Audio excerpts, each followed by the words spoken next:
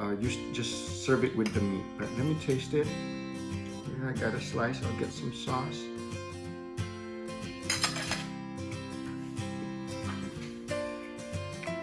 Mmm. Okay, Kate. Today we're going to make beef adobo with coconut cream. It's going to be my first time to make this. I've always wanted to try to make it, but never had the guts to do it. So this time we're going to do it since since we haven't really tried it. Normally adobo is with chicken or pork, but beef adobo has always been done, but I've never done it. I can't remember if I even tasted it, but probably I did, but I just can't remember when.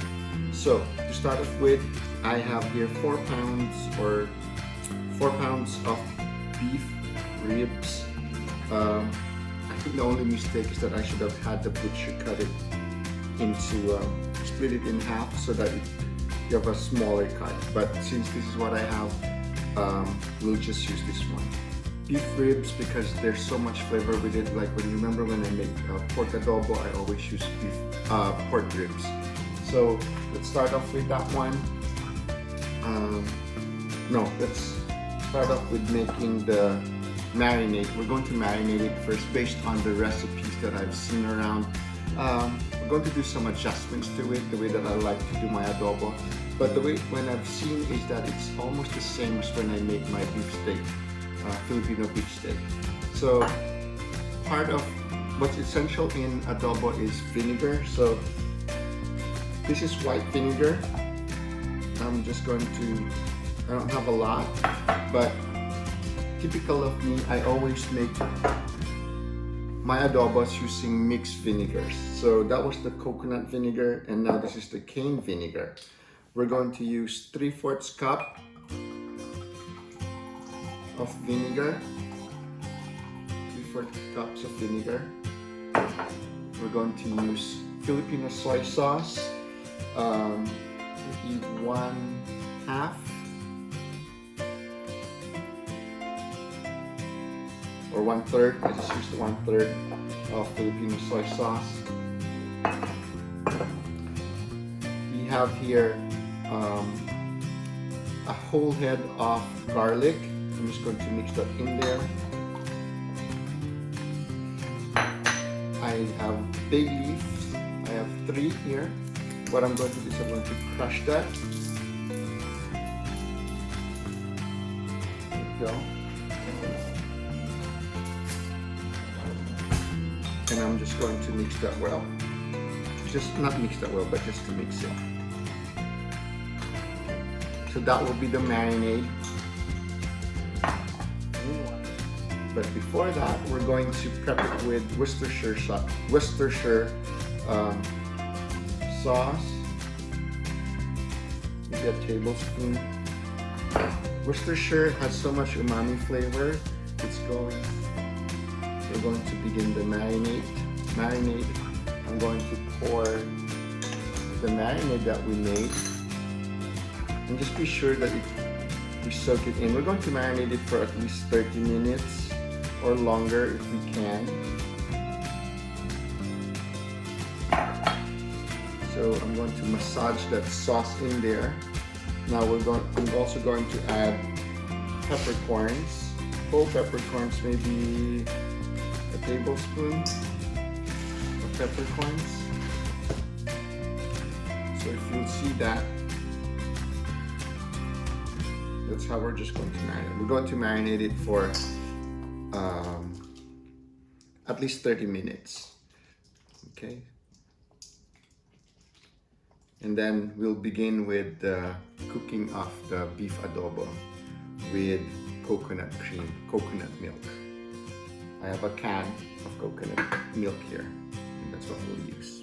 Since the beef ribs were so big, they don't fit properly onto the pan right here, I've decided to just marinate it with a Ziploc bag so that the beef will be soaked with the marinade.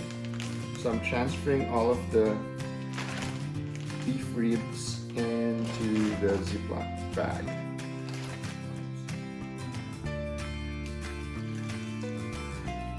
Now that looks much nicer. Let it marinate for around 30 minutes like what I said earlier. And then we'll do the cooking, okay? Okay, so I've already marinated the beef ribs for, actually it's more than 30 minutes, almost an hour. I totally forgot about the time. But this is a different dish, it's sinigang. I'm still cooking that today, but the focus right now will be the beef adobo, okay? Let's get cooking. Okay, I think that's hot. We're going to begin pan-searing the ribs. I'm just taking it out of the marinade, but when you fry it, don't fry it with the garlic. Move the garlic away, because once the garlic gets cooked, it gets burned, it really becomes very bitter. Okay, so but we're going to fry the garlic later on. But while you're pan-searing the ribs, just remove the garlic. So I'm just pan-searing the beef ribs. You see to it that it gets browned on all sides.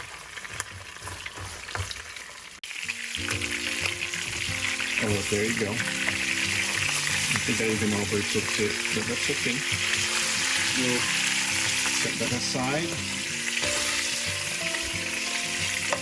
And we're going to cook the rest of the ribs. So I've browned all of the beef right here, beef ribs. I'm going to put that aside. So while I was browning the beef, I set aside, I pulled out the garlic that was on the marinade, and now we're going to fry that. It gives a different flavor, makes it much more delicious. So be careful, it's too hot, it gets hot. Oh, that looks good. So don't let the garlic burn. Now I'm going to put back the beef.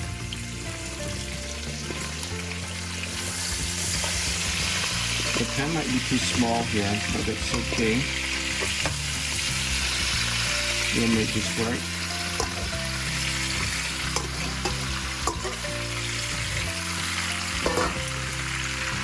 Pour the marinade that we had used for the beef, and then we're going to let this boil. Okay, so all of it. I'm just going to situate that I mix it all in, that the marinade gets into the beef.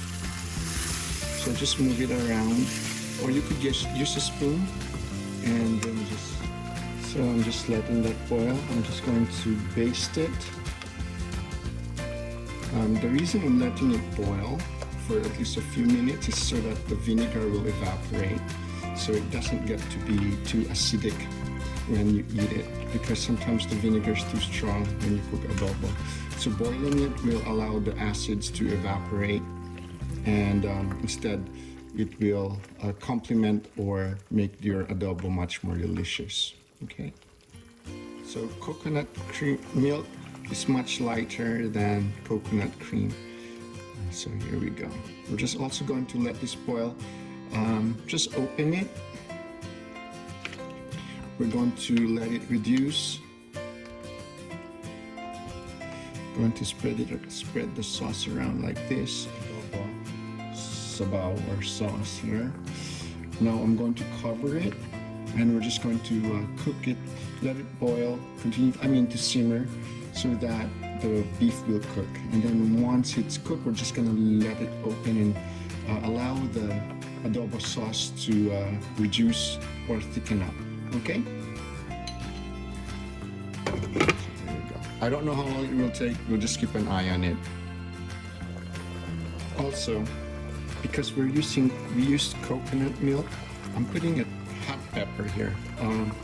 I don't have the Filipino chili pepper. They're long and green and skinny, but this one it's spicy, so I'm going to put it in here, because this the chilies make the spiciness will cut through the fattiness of the coconut milk. What I did was that I made a cut. So this has been simmering for I don't know how long, but I just keep on checking. Oh, here we are. To know that it's almost done really is when you see this oils right here. They become clear. We're losing the murkiness of the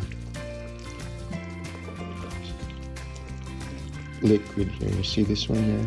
But once you look here, there's some oil that's floating that signals that it's already cooked or almost cooked. But okay. So here you have it. Okay, instead of plating it, I just decided to get one rib and taste it myself, because it's the first time that I've cooked this, and it's my first time to also taste what I've cooked.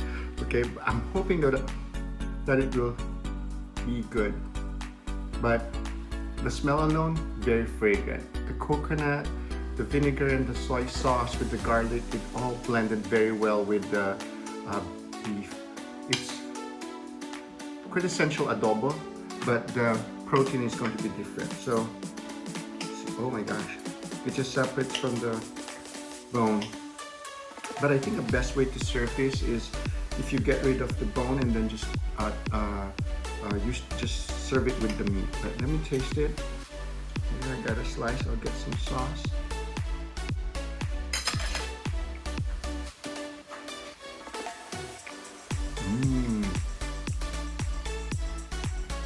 It's really good. It's delicious. The coconut made it real nice and rich, but not very rich, just enough, because there's a tinge of vinegar, and then the soy saltiness, which is the soy sauce, and then the fragrance of the bay leaf and the garlic. So I think I would judge this as a success. I probably will do much better again when I keep on doing it. But for a first timer, I'm really happy with this. If I was going to rank it from 1 to 10, I'd say I'm at an 8.5. Just to say that it's really good. I think the technique in cooking adobo is more important than I take that back. Not take it back, but let me rephrase that. Adobo should be done.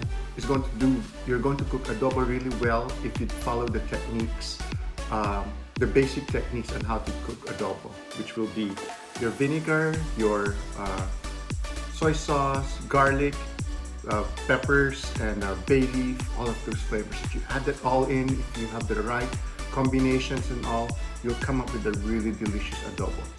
But for this one here, I'd say that I'll do it all over again. This is a really good dish, adobong baka, or a beef adobo with coconut milk. Okay?